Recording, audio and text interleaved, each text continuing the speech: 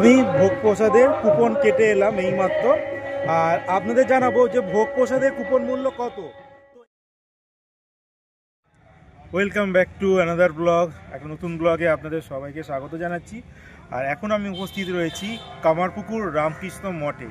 আর আজকে একটা বিশেষ দিন, আজকে কল্পতরু উৎসবের একটা দিন, তাই এখানকার আজকে মহল কিন্তু খুবই একটা দারুণ পরিবেশ।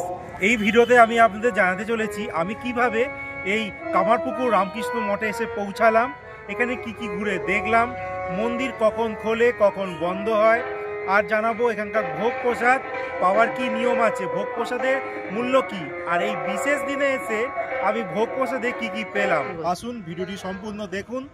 আশা রাখবো কামারপুকুর রামকৃষ্ণ মঠের যাবতীয় তথ্য এই ভিডিওতে আপনারা পেয়ে যাবেন।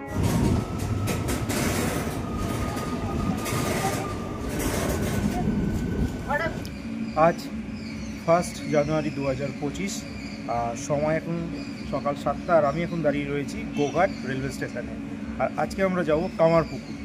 আর কামারপুকুর কীভাবে যাব সেটা তো দেখাবোই আপনাদেরকে। তার আগে বলবো যে আপনারা হাওড়া থেকে গোঘাটে কীভাবে পৌঁছাবেন। তো রেলওয়ে করে নিশ্চয়ই পৌঁছাবেন, মানে ট্রেনে করে। তার সময়সূচি আমি স্ক্রিনে দিয়ে দিয়েছি, যেটা আপনারা ভিডিওটি পজ করে দেখে দিতে পারেন। তো যাই হোক, এবার আমি বাইরে যাব, বাইরে গিয়ে গাড়ি ধরবো, টোটো অথবা অটো কী আছে দেখি, কত টাকা ভাড়া নেয়, কতটা সময় লাগে, সমস্ত কিছু জানাচ্ছি। চলুন তাহলে আমার সঙ্গে স্টেশনের বাইরে যাওয়া যাক। এই হচ্ছে গোঘাট রেলওয়ে স্টেশনের বাইরে যাওয়ার রাস্তা। স্টেশনের বাইরে এসে আপনারা টোটো আর মারুতি ওমি গাড়ি পেয়ে যাবেন। পার পার্সন 30 টাকা করে ভাড়া নেওয়া হয়, আর পুরো গাড়ি যদি রিজার্ভ করে যান তাহলে 150 টাকা নেওয়া হয়। আমরা এখন এসে গেলাম এই কামারপুকুরে রামকৃষ্ণ মঠের এখানে। আমরা মারুতি ওমি গাড়ি করে এসেছি, আমাদের সময় লেগেছে মাত্র 15 মিনিট।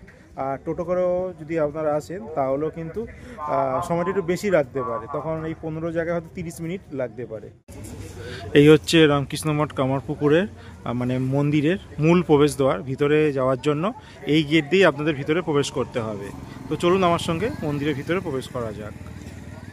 এই হচ্ছে রামকৃষ্ণ মঠ কামারপুকুরের মন্দির দর্শনের টাইম। এপ্রিল থেকে সেপ্টেম্বর সকাল 6টা থেকে 11:30, বিকেল 4টে থেকে রাত্রি 9টা। অক্টোবর থেকে মার্চ সকাল 6:30 থেকে 11:30, বিকেল 3:30 থেকে 8:30। এখন আপনারা দেখতে পাচ্ছেন শ্রী রামকৃষ্ণ মঠ লেখা রয়েছে, তার ঠিক পিছনে যে আম গাছটি রয়েছে, এই গাছটি ঠাকুর শ্রী রামকৃষ্ণ তিনি নিজ হাতে এই গাছটিকে রোপণ করেছিলেন একটা সময়। এবার যে জায়গাটি আপনাদের দেখাচ্ছি, এইখানে আপনারা সবার প্রথমে 9টা থেকে 10:30টার মধ্যে ভোগ প্রসাদের কুপন কিন্তু এইখানেই কেটে নেবেন। সামনে যে বিল্ডিংটা দেখছেন ঠিক এই জায়গাটাতে। আমি ভোগ প্রসাদের কুপন কেটে এলাম এইমাত্র, আর আপনাদের জানাবো যে ভোগ প্রসাদের কুপন মূল্য কত। তো এখানে ভোগ প্রসাদের নির্দিষ্ট কোনো কুপন মূল্য কিন্তু নেই, আপনারা যেটা প্রণামী হিসেবে দেবেন সেইটাই কিন্তু এখানে নেওয়া হয়। তো আমি এখানে আমাদের দুটো কুপনের জন্য 100 টাকা পে করেছি, তার বদলে আমি দুটো কুপন এখানে নিয়েছি।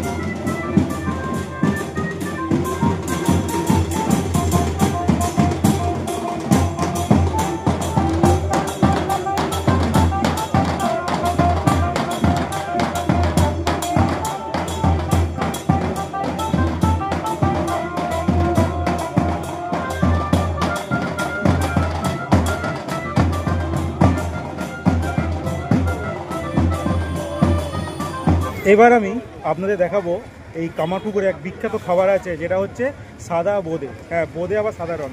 তো একটা এখানকার এই মঠের পাশেই একটা দোকান রয়েছে, তো সেই দোকানটায় যাই, গিয়ে দেখাচ্ছি সাদা বোঁদে আর কত দাম সেটাও আপনাদের দেখাচ্ছি, চলুন আমার সঙ্গে।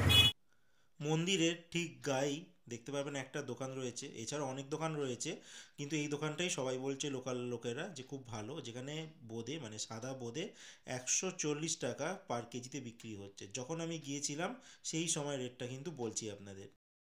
আমি যেদিন গিয়েছিলাম মানে কল্পতরু উৎসবের দিনকে এই জায়গাটিতেই সেই দিন ভোগ প্রসাদ খাওয়ানো হয়েছিল, যেখানে খিচুড়ি, বাঁধাকপির তরকারি, চাটনি, পায়েস আর সাদা বোঁদে দেওয়া হয়েছিল। এবার খাওয়ার পর নিজ নিজ হাতে সঠিক জায়গায় কিন্তু দেখতে পাচ্ছেন এখানে এই প্লেটগুলো রেখে দেওয়া হয়েছে। এরপরে আপনারা হাত ধুতে পারবেন, ঠিক তার অপোজিটেই দেখতে পাচ্ছেন কল রয়েছে, এখান থেকেই সবাই হাত ধুয়ে নিচ্ছে। ভিডিওর একদম শেষে এসে আপনাদের বলবো, ভিডিওটি যদি আপনাদের ভালো লেগে থাকে তাহলে আপনাদের পরিচিত সবার সঙ্গে শেয়ার করতে একদম ভুলবেন না, আর অতি অবশ্যই চ্যানেলটিকে সাবস্ক্রাইব করে আমার পাশে থাকবেন। ধন্যবাদ।